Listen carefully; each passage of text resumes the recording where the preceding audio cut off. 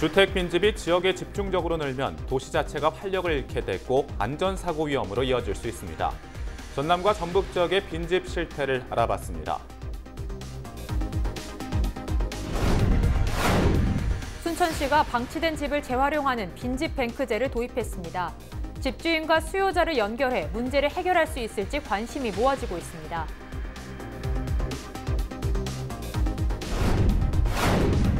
13호 태풍 링링이 북상하고 있습니다. 피해가 클 것으로 예상되면서 지자체들이 비상에 걸렸습니다.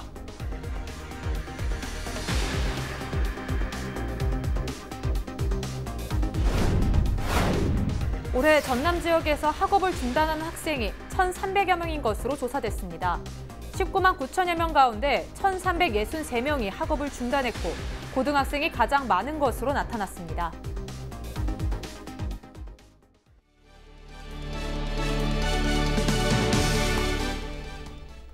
시청자 여러분 안녕하십니까? 헬로티비 뉴스입니다. 첫 소식입니다. 빈집이 전국적으로 문제입니다. 주택 빈집이 지역에 집중적으로 늘면 도시 자체가 활력을 잃게 되고 범죄와 안전사고 위험으로 이어질 수 있기 때문인데요. 전남과 전북 지역 빈집 실태는 어떤지 서경 기자가 자세히 정리했습니다. 전국 지자체의 고민거리인 빈집. 빈집을 계속해서 방치할 경우 화재나 붕괴 위험이 이어질 수 있고 범죄의 온상지로 활용될 가능성도 높아집니다. 이런 빈집이 집중된 곳은 전반적인 분위기가 침체되고 빈집이 추가적으로 발생하는 등 악순환이 이어질 수 있습니다. 그렇다면 우리 지역 주택 빈집 실태는 어떨까? 먼저 전북 지역 빈집 통계를 살펴보면 지난해 기준 전북 지역 주택 빈집은 9,700여 동으로 3년 사이 빈집 930여 채가 늘었습니다. 도시개발계획에 따라 신도시나 신시가지가 개발되면서 기존에 살던 주택을 떠나는 사람들이 늘고 있는 게 주요 원인입니다. 새롭게 이제 신도시나 신시가지라 그렇게 이사를 하면서 기존에 이제 이사 나갔던 집이 새롭게 이제 이사가 들어오지 않으면서 빈집이 생기기도 하고요. 반대로 전남 지역 빈집은 소폭 감소했습니다. 지난해 기준 전남 지역 주택 빈집은 8,400여 동으로 3년 사이 3,100여 세대가 줄었습니다. 전국 대부분의 지자체들이 빈집을 리모델링해서 절반 가격에 임대해주는 지원 사업을 펼치고 있기 때문에 이에 대한 성과로 보여질 수도 있지만 빈집이 아예 철거돼 빈집 통계에서 사라진 데이터도 상당합니다. 좀 저렴한 빈집이었기 때문에 좀 리모델링해서 저렴하게 임대주택으로 제공을 해서 그분들이 좀 일단 그곳에 살아보거나 특히 농촌지 같은 경우는 먼저 어르신들도 많고 해서 만약에 복지나 문화 편의시설 그런 것들 많이 필요한데 빈집을 그런 식으로 리모델링해서 쓸 수도 있을 것 같고요. 전체 인구는 줄어들고 있지만 1인 가구로 인해 주택은 늘면서 계속 증가하고 있는 빈집. 자칫 지역 공동화 현상으로까지 이어질 수 있는 만큼 세심한 관리와 정책이 뒷받침돼야겠습니다. 헬로티비 뉴스 서경입니다. 빈집은 도시 미관을 저해하고 활력을 떨어뜨려 문제가 되고 있습니다. 또 범죄가 발생할 수도 있어 관리해야 한다는 지적이 나오고 있는데요. 순천시가 방치된 집들을 재활용하는 이른바 빈집 뱅크제를 도입했는데 문제 해결 방안이 될지 관심이 높습니다. 성정환 기자가 보도합니다. 대도시로 신도시로 인구가 이동하면서 구도심은 쇠퇴를 피하지 못했습니다. 늘어나는 빈집은 관리 대상에서 제외돼 도심 공동화를 가속화시켰습니다. 이게 너무 구질구질하고 보기에도 미관상 안 좋더라고요. 저런 집에 와서 애기들이 막 술도 마시고 막 근다는 소리는 들었어요. 방치된 빈집을 어떻게 활용할 수 있을까? 순천시가 해법을 마련했습니다. 이른바 빈집 뱅크제입니다. 6개월 이상 방치된 빈집을 필요로 한 사람이 있을 경우 심사를 통해 리모델링 비용을 지원하는 겁니다. 순천시는 지금까지 빈집 70여 동을 발굴하고 이 가운데 19동에 대해 집주인과 수요자를 연결했습니다. 빈집은 주거와 창업, 주차장 등 다양하게 활용할 수 있지만 공익성이 있어야 지원받을 수 있습니다. 외지에서 사는 청년들이 순천에 와서 어떤 창업을 하겠다든지 또 커뮤니티 공간이 장소의 공공성이 있다든지 그런 경우에 저희가 지원을 하고 있습니다. 급격한 임대료 상승으로 원래 있던 세입자들이 쫓겨나는 이른바 젠트리피케이션 문제는 협약을 통해 최소화한다는 방침입니다. 앞으로 5년 동안의 임대료와 상승폭을 미리 공개해 상생을 도모하기로 한 겁니다. 특히 자금력이 딸리는 청년에게 좋은 기회가 될 전망입니다. 빈집뱅크제 이런 걸 통해서 안채는 약간 거주 시설도 하고 이제 에어비앤비를 돌려서 약간 적지만 수익성을 낼 수 있는 공간을 생각하고 있고, 마당에는 약간 작지만 텃밭 같은 거를 만들어서 1인 가구 청년을 위한 그런 집밥 레시피라든가. 지난해 빈집뱅크제 시범지역 범죄 신고 건수는 50여 건으로 절반가량 감소해 범죄 예방 효과도 있었습니다.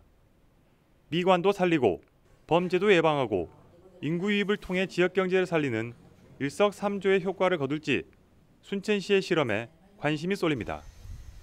헬로티비 뉴스 성정환입니다.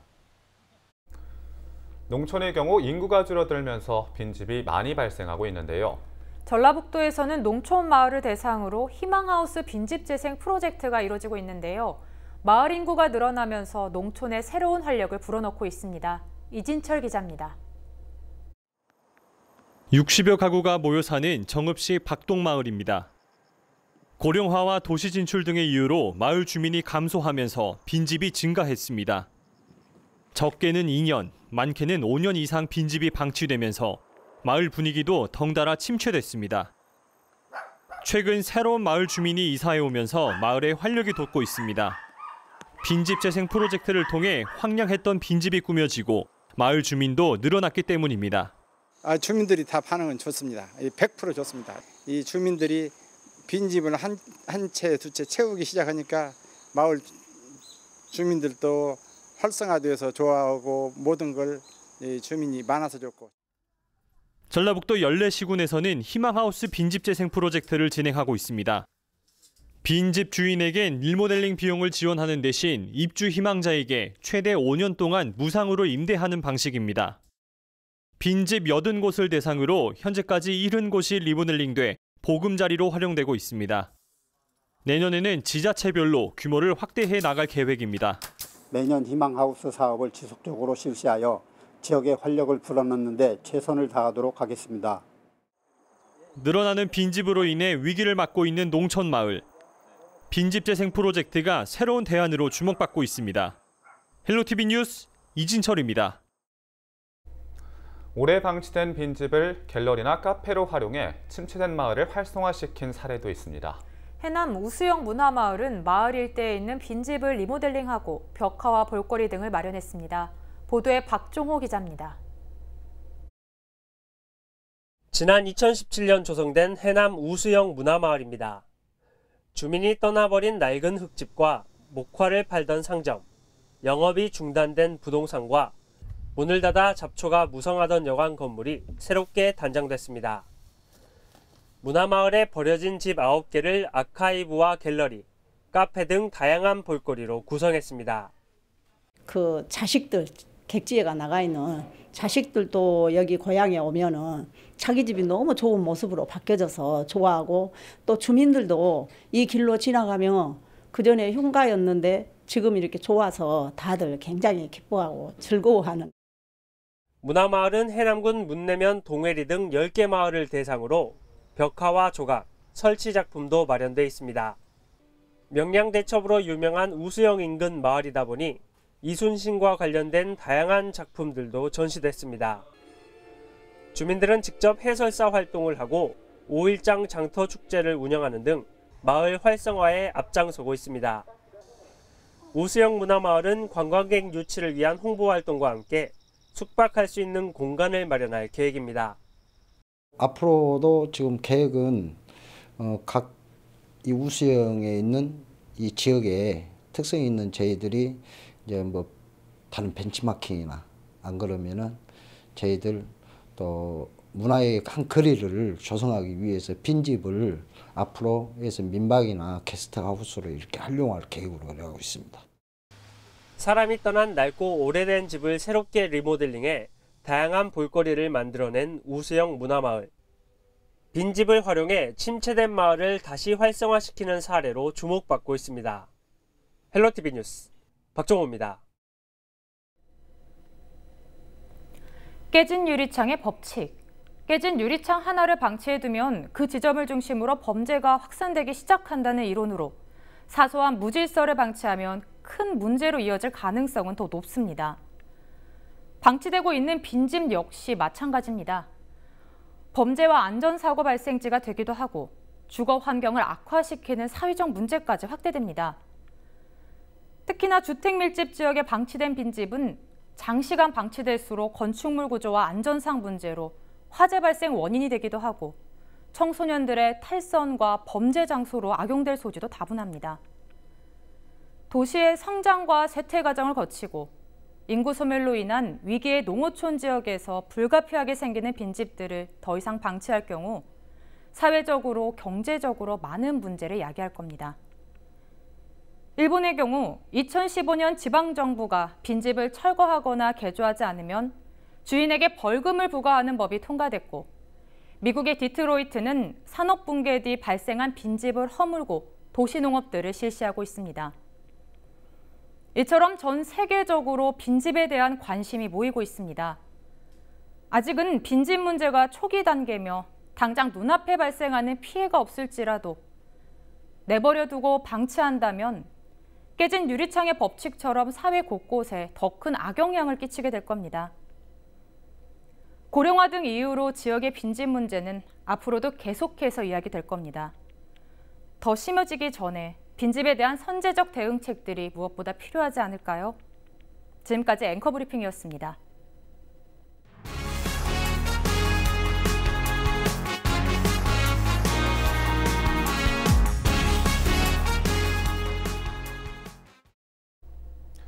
태풍이 올 땐 특히 머리 위를 조심하셔야겠습니다. 건물에 빼곡히 달린 간판이 강한 바람에 떨어질 수 있는데요. 하지만 이런 위험성에도 불구하고 간판 관련 안전 규정은 미흡하기만 합니다. 이지훈 기자입니다. 건물 맨 위에 달린 간판이 금방이라도 떨어질 듯 위태롭습니다. 소방대원이 안전 조치를 하는 찰나 밑으로 곤두박질칩니다.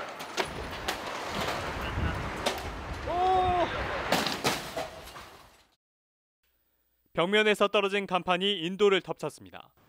길 가던 50대 여성이 간판에 맞아 머리와 팔 등을 다쳤습니다. 건물 벽면을 빼곡히 채우고 있는 각종 간판들, 상태를 살펴봤습니다. 간판과 기둥을 이어주는 지지대가 심하게 녹슬어 있습니다. 지지대 한쪽 고정 나사가 풀려 들떠 있는 것도 있습니다. 이런 노후 간판은 서울에만 2,000여 개. 태풍 등 강한 바람이 불었을 때 밑으로 떨어져 흉기로 돌변할 수 있습니다. 더구나 건물 주변에 전신주가 있을 경우 정전이나 화재 위험도 있습니다. 그 간판이 그 풍압 때문에 고정된 장소에서 떨어질 때 그 주변에 전선이 걸려 있다면 전선도 다 끊어지겠죠. 합선이 되거나 또는 바닥으로 떨어지게 되면 누전이 되거나 그런 위험들은 생길 수 있습니다.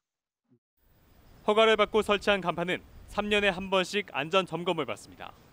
하지만 무허가 간판의 경우 설치만 하면 끝, 아무런 점검도 받지 않습니다. 특히 강풍에 취약한 돌출형 간판은 설치할 때 볼트를 몇 개 이상 박아야 하는지 등의 기준도 없습니다. 큐형이 특별히 바람, 강풍에 많이 취약할 수 있기 때문에 돌출형에 대해서는 전면형보다 훨씬 더 강화된 안전 규정을 적용할 필요가 있습니다. 일부 지자체에선 주인 없이 장기간 방치된 간판을 무료로 철거하고 있습니다. 전문가들은 간판 크기가 작고 벽면에 붙어있는 고정형일수록 사고 위험이 적다며 지자체가 간판 교체비를 지원하는 등의 대책이 필요하다고 말합니다. 헬로티비 뉴스 이지훈입니다. 폭우가 쏟아지면 전기 감전 사고도 유의해야 합니다.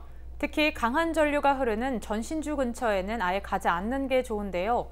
자신도 모르는 사이에 감전될 위험이 크기 때문입니다. 장보영 기자가 보도합니다. 전신주에 매달려 있는 수십 개의 전선들, 그리고 도로 위 신호등과 가로등, 모두 폭우가 쏟아지면 피해야 할 전기 시설입니다. 특히 전신주가 물에 잠길 정도로 폭우가 이어질 경우 더욱 유의해야 합니다. 전신주가 쓰러지거나 전선이 끊어져 노출되면 감전 위험이 커지기 때문입니다. 지난 2001년 7월에는 수도권 일대에 쏟아진 폭우로 도시가 침수되면서 19명이 감전돼 사망하기도 했습니다. 폭우 시에는 습기가 많은 환경이 조성되고 전자기기 침수 등 위험성이 높아집니다. 누전 위험이 있는 가로등, 신호등, 에어컨 실외기 등 전기 설비와의 접촉을 꼭 피하고 물 웅덩이의 경우 끊어진 전기선 등이 있을 수 있기 때문에 피해가는 것이 좋습니다. 건물 내부도 안전지대는 아닙니다. 침수 위험이 있는 주택이나 아파트 안에 있을 경우 이 두꺼비지기비라 불리는 누전 차단기를 내려서 감전사고를 사전에 막아야 합니다. 전원이 꺼져 있더라도 전자제품에 전기 콘센트를 뽑고 콘센트에 이물질이 들어가지 않도록 안전 커버를 씌우면 감전을 예방할 수 있습니다.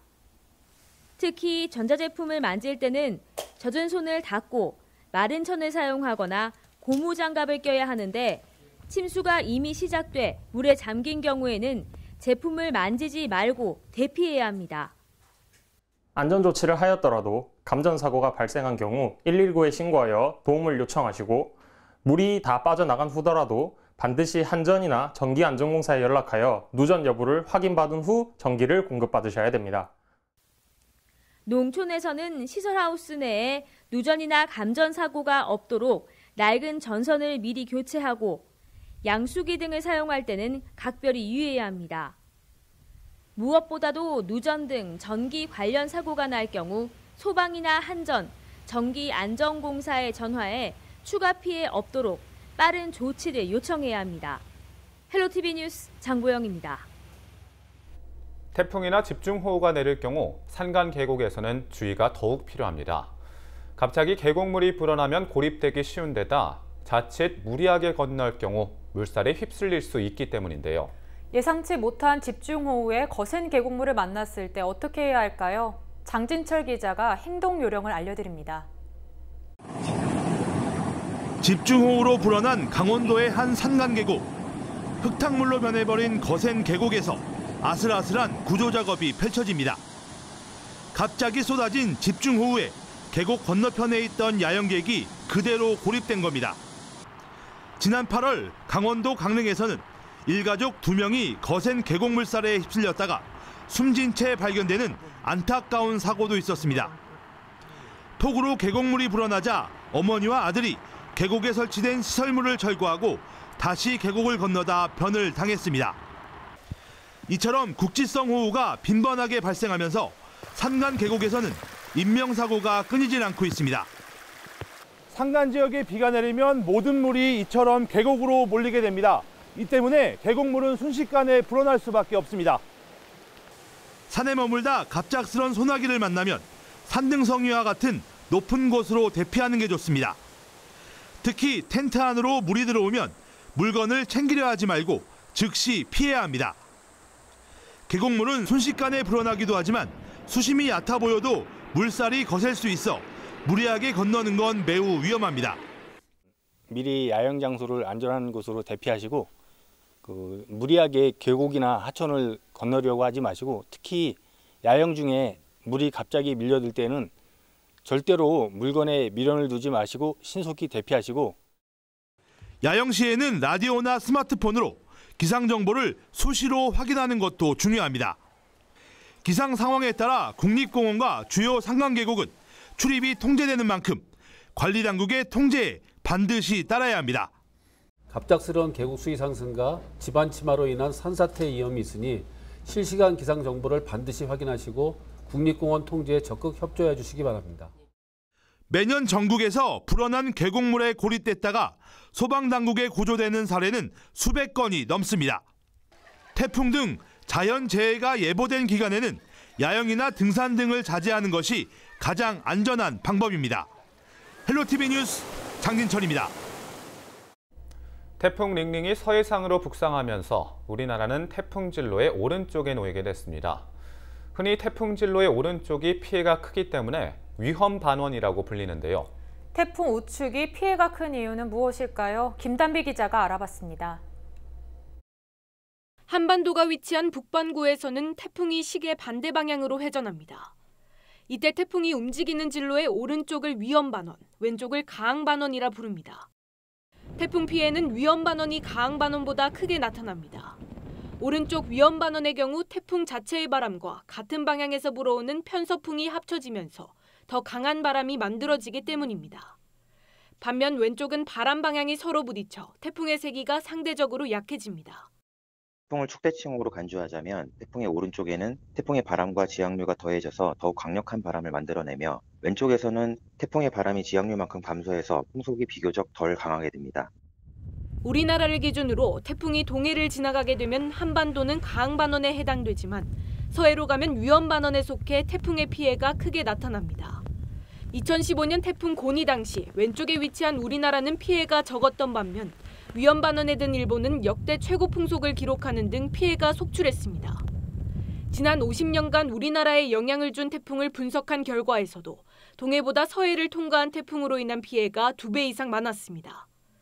하지만 전문가들은 위험반원과 강반원은 상대적이기 때문에 태풍의 위력이 크다면 강반원에 들었다 해도 안심해선 안 된다고 조언합니다. 헬로티비 뉴스 김담입니다. 제13호 태풍 링링이 한반도를 향해 북상하고 있는데요. 태풍은 한 해 동안 평균적으로 30번 정도 발생합니다. 태풍의 이름과 강도, 크기는 어떻게 결정될까요? 김신혜 기자가 정리해드립니다. 태풍 다나스의 영향으로 태풍 골라벤과 덴빈의 피해도 중중형급 태풍 레키마가 제8호 태풍 프란시스코가 한반도를 향해 북상 중입니다. 속도부터 강도, 피해 정도가 천차만별인 태풍. 태풍의 이름은 예보를 발표할 때 혼동을 막기 위해 붙기 시작했습니다. 지난 2000년부터 현재까지 태평양 연안에 있는 14개 국가에서 제출한 단어로 정하고 있습니다. 국가마다 고유 언어로 된 이름 10개를 제출해 전체 140개의 이름을 28개씩 5조로 나눠 1조부터 순서대로 사용합니다. 순서는 국가명의 알파벳 순입니다. 보통 한 해 동안 태풍이 약 30번 발생하는 점을 감안하면 140개 이름을 모두 사용하는 데는 4, 5년 정도 걸립니다. 마지막 140번째 이름까지 모두 사용되면 다시 첫 번째 이름이 사용됩니다. 특이한 점은 퇴출되는 이름이 있다는 점입니다. 큰 피해를 끼친 태풍의 이름은 또다시 비슷한 피해가 일어나지 않기를 바라는 마음으로 다른 이름으로 바꿉니다. 대표적인 예시가 북한이 제출한 이름 매미입니다. 지난 2003년 우리나라에 막대한 피해를 입힌 매미는 이후 무지개로 이름이 바뀌었습니다. 태풍의 크기와 강도를 구분하는 기준도 정해져 있습니다. 얼마나 넓은 범위에 영향을 미치는지를 뜻하는 태풍의 크기는 태풍 중심에서 초속 15m의 바람이 부는 곳까지의 거리, 즉 강풍 반경에 따라 단계가 나뉩니다. 그 거리가 300km 미만이면 소형, 300에서 500km는 중형, 500에서 700km는 대형, 그리고 800km가 넘을 때는 초대형으로 구분됩니다. 태풍의 세기인 강도는 중, 강, 매우 강으로 나뉩니다. 10분 동안 중심 부근의 평균 최대 풍속이 얼마나 되느냐에 따라 결정되는데 최대 풍속이 초속 25m 이상은 중, 33m 이상은 강, 44m 이상은 매우 강입니다. 바람이 초속 33m만 불어도 나무 뿌리가 뽑히거나 건물이 파손되기 때문에 그 이상의 바람은 막대한 피해를 불러올 수 있습니다. 헬로티비 뉴스 김신혜입니다.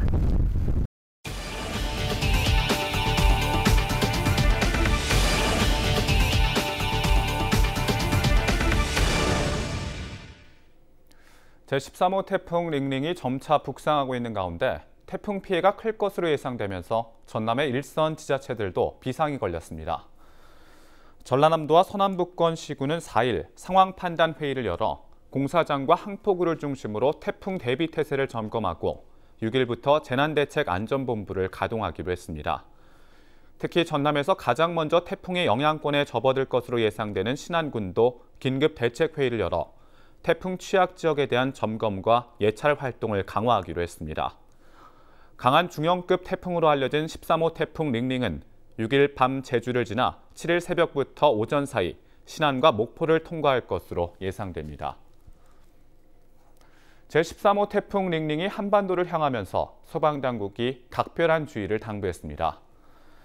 전남소방본부는 태풍에 대비해 파손 우려가 있는 각종 시설물을 사전에 점검하고 되도록 실외 활동을 자제해달라고 요청했습니다.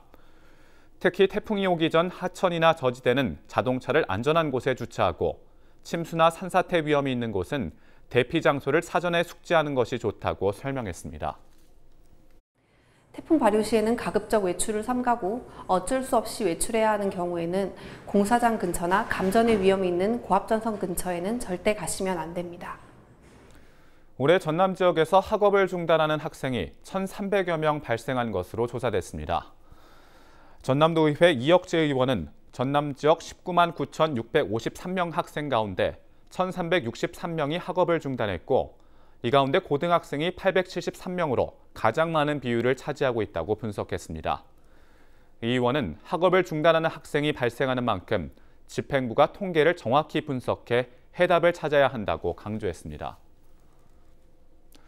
전라남도 선거관리위원회가 추석을 맞아 정치인들이 금품을 제공할 우려가 있을 것으로 보고 단속 활동을 강화하기로 했습니다. 추석에 할 수 있는 행위는 선거일보다 180일 전에 정당이나 지자체 명의로만 추석 인사 현수막을 걸 수 있고 문자 메시지로 인사말 전송은 가능합니다. 다만 유권자를 상대로 귀향이나 귀경버스를 무료로 제공하거나 대합실에 음식물을 제공해서는 안 되고 총선 후보자는 현수막이나 인사장을 발송할 수 없습니다. 전남 선관위는 정치인에게 금품이나 음식물을 받으면 3천만 원 범위 안에서 10배에서 최대 50배까지 과태료가 부과될 수 있다며 각별한 주의를 당부했습니다. 목포 해상케이블카 운영사가 태풍과 관계없이 개통식을 예정대로 야외에서 강행하기로 했습니다. 목포 해상케이블카 주식회사는 제13호 태풍 링링이 북상 속도가 늦어지면서 개통식 당일인 6일에는 영향이 없을 것으로 보고 오후 2시부터 정상적으로 개통식을 추진하겠다고 밝혔습니다. 다만 해상케이블카는 초속 15m가 넘는 바람이 불 경우 운행을 전면 중단해야 하는 만큼 시민들의 시승 여부는 당일 기상 여건을 보고 판단하겠다고 덧붙였습니다. 허석 순천시장과 건호봉 여수시장이 필승코리아 펀드에 가입했습니다. 5일 허 시장과 간부 공무원 등 20여 명은 1인당 10만 원씩 200만 원을 펀드에 가입했으며 권 시장도 농협을 방문해 펀드 가입서에 서명했습니다. 필승코리아 펀드는 일본 수출 규제를 극복하기 위해 글로벌 경쟁력을 갖춘 국내 기업에 투자하는 주식형 펀드로 문재인 대통령이 5천만 원을 가입해 눈길을 끌었습니다.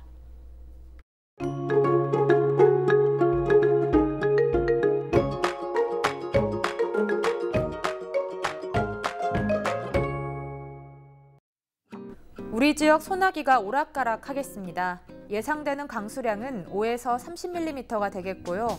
낮 기온이 29도로 한낮에는 다소 덥겠습니다. 금요일 밤부터는 태풍의 영향을 받기 시작해서 주말까지 계속될 전망입니다. 나오실 때 우산 챙기는 것은 물론 빗길 교통 안전에도 각별히 유의하시기 바랍니다. 주간 날씨입니다. 가을 장마는 그쳤지만 태풍의 영향권에 들면서 주말에도 많은 비가 내릴 것으로 예상됩니다. 바다 날씨입니다. 강한 바람과 함께 바다의 물결은 3m로 매우 높게 일 것으로 보여 해상안전사고에 각별히 주의하시기 바랍니다. 생활 날씨입니다. 장마가 물러나고 나면 이번에는 태풍이 많은 비를 뿌리겠습니다. 현재 제13호 태풍 링링이 일본 오키나와 부근 해상에서 북상 중이고요. 금요일 오후부터 토요일 새벽 사이 서귀포 부근 해상을 통과하면서 금요일 밤부터 남부지방은 태풍의 영향권에 들겠습니다. 여태까지 올해 북상한 태풍 중에 세력이 가장 강한 데다가 우리나라는 태풍의 위험 반경인 오른쪽에 위치하고 있기 때문에 대비 철저하게 해주셔야겠습니다. 날씨였습니다.